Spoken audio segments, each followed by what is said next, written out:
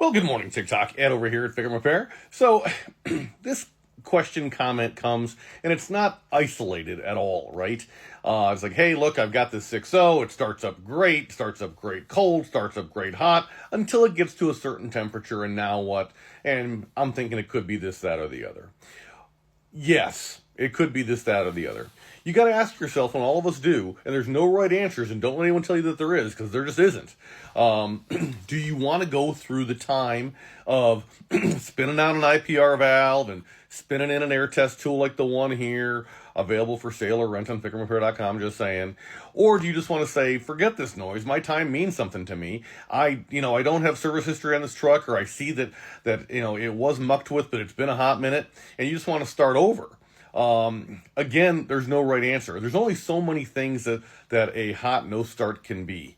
If you've got a late build truck, certainly injector O-rings, as is indicated here, is on the list. Also dummy plugs and standpipes, also the injector cup nipples and their corresponding O-rings. We really like HHC's master kit for that.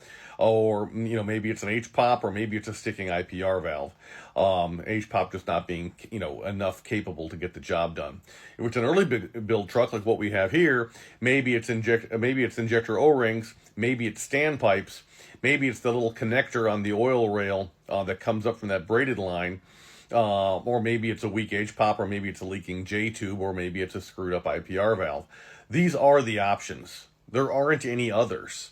And so now it's like, well, what do I want to do with that? So you can go through the effort of finding the individual O-ring that's bad, and there's nothing wrong with that. It's fine. Or you could just say, forget this noise, I'm going to order up all of it and just be done and just start over and move on, which is also fine. In either case, though, be sure to watch my other video, either on this platform or on, on this platform. Either on this platform here or on the others, YouTube, Instagram, Facebook, wherever, and watch the video for how to prime the high pressure oil system. And that way you don't have to become my customer for the FICM because you fried the stupid thing trying to purge all the air out. So I don't want that for you either. Outside of that, I would tell you, if you're watching this video and you're just like, wait, I can have my truck leave me on the side of the road? I didn't know that. Well, yeah. So if you're not yet running gauges, please take a look at like the Edge Insight CTS3 that I'm banging the drum on all the freaking time. It's available also on FICMRepair.com, and take a look at your IPR duty cycle numbers and verify that, you're at 23%, at hot idle. If I were guessing on this truck here, he's not at 23% at hot idle, but maybe. Put it in the comments. We'll see. Generally speaking, no. Generally speaking, it's going to be eking closer and closer and closer to 30, giving you an indication that you've got a problem. But, if you've got the family vacation coming up in May, June time frame, and you're like, man, it's January, and I want to get my truck all set to go, and I got a heated shop to work in because God loves me and wants me to be happy. And by the way, if you don't have a heated shop, God still loves you and still wants you to be happy. It's coming, right?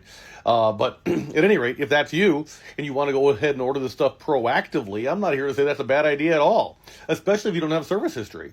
So just know that most of these things, there's no right answer, but we've got you, and we can talk through the options and make sure that you're getting set up with what you need, not with what you think you need. FICMRepair.com. We're all in this together. Appreciate you guys.